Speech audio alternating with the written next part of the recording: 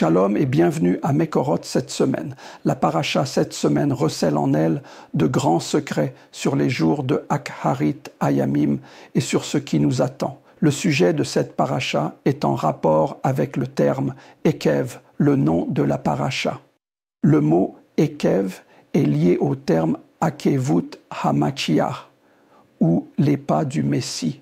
Dans 2 Pierre, chapitre 3, la question nous est posée à tous concernant la période de Aharit Hayamim. Quel genre de personnes serons-nous dans les derniers jours? Ce passage de Torah nous donne la réponse exacte à cette question dans Devarim, chapitre 10, verset 12. Le contexte est l'ordre de entrer dans la terre.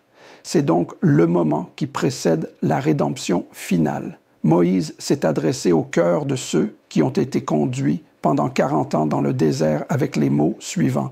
Et maintenant, ô Israël, qu'est-ce que ton Dieu demande de toi? Seulement ceci, craindre ton Dieu, marcher uniquement dans ses voies divines et aimer et servir ton Dieu de tout ton cœur et de toute ton âme. Il est important de noter que Moïse les désigne comme Israël et non comme Jacob. Pourquoi cela est-il si important? Le terme Israël était utilisé pour faire référence au peuple juif dans leur état de plénitude.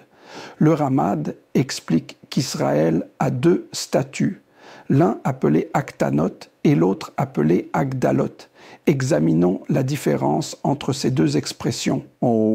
Lorsque le peuple juif est désigné par le nom Jacob, ils ne sont pas dans leur plénitude, ce qui signifie qu'ils n'ont pas encore atteint leur plein potentiel. Mais lorsque le peuple juif est appelé Israël, ils ont atteint leur plein potentiel. Aktanot fait référence au nom Jacob, tandis que Agdalot fait référence au nom Israël. De même, le Messie a également 2 statuts. L'un est appelé Messie fils de Joseph, tandis que l'autre est appelé Messie fils de David.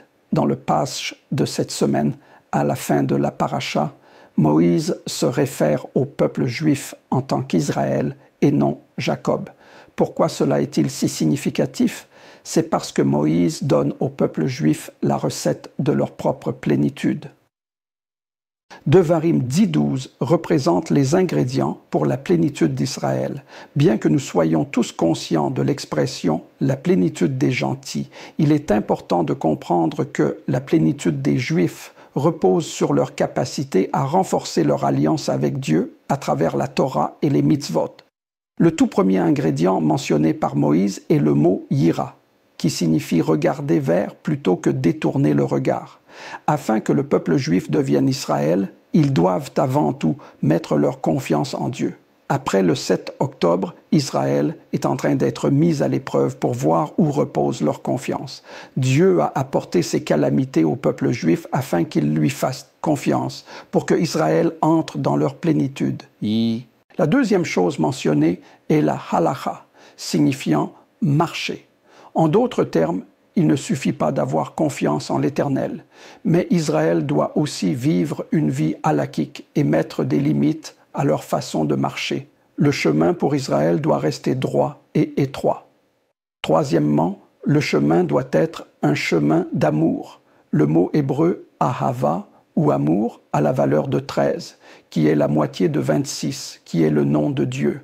En essence, Dieu souhaite un partenariat et une relation d'égalité avec nous.